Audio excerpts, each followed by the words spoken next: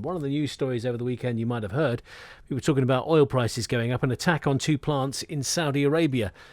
There are concerns that fuel costs are going to rise. The US has released satellite images to support its claim that Iran was behind the strike. What is going on? Nabila Ramdani is a Middle East expert. Nabila, hello to you. Oh, hello, Phil. So let's have a look at the story so far then, recap. What do we know actually happened at the weekend then? So, I think the first thing to say is that attacks on the world's oil supply always create an international crisis and massive media coverage, and there are very good reasons for this. And the principal one is that the West, and particularly the United States, are hugely reliant on oil, as indeed is the global economy. And so what happened last Saturday was consequently very significant indeed. So effectively, just before 4 a.m. on Saturday morning, there were 2 explosions at the Khurais oil field and the Abqaiq processing facility in eastern Saudi Arabia.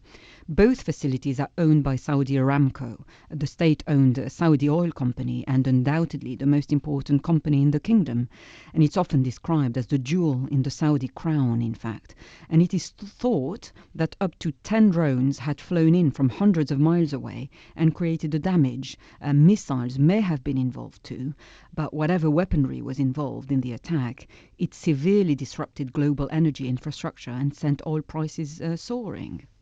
When it comes to the security of what are such sensitive sites, aren't they? And presumably there is some security, but if nothing else, it's got to be upped now, hasn't it?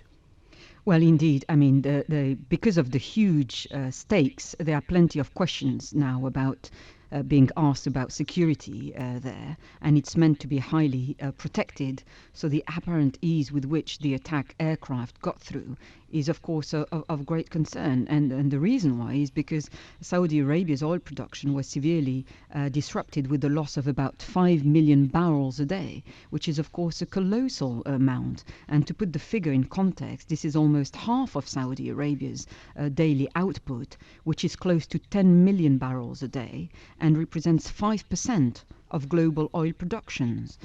Abqaiq itself is the world's largest oil processing facility, where about 2/3 of the total Saudi supply is refined and cleaned of impurities such as sulfur and sands.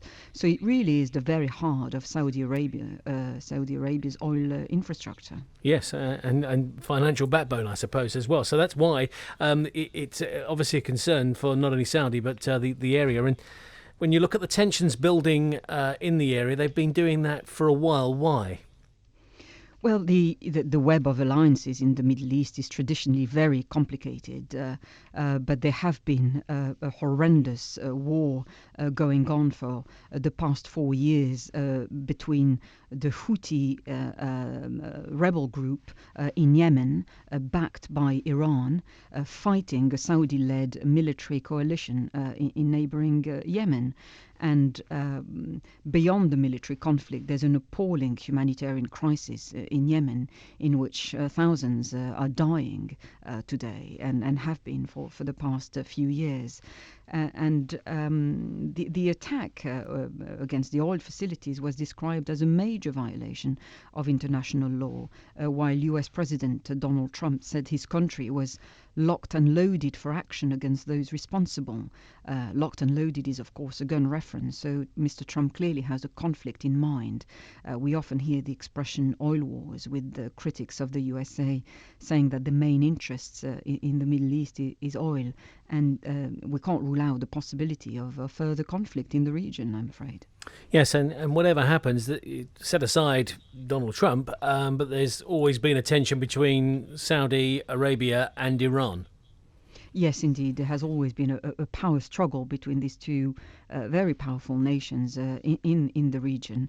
But the West has always been a major backer of Saudi Arabia, especially in matters to do with oil and armaments. So if there was going to be a conflict in the region over that issue, then it would involve more than the countries directly involved, but it would be turned into a global issue. Yes, because I was about to say, do you think you'll see a heightened tension and, more importantly, more incidents perhaps in the next few weeks?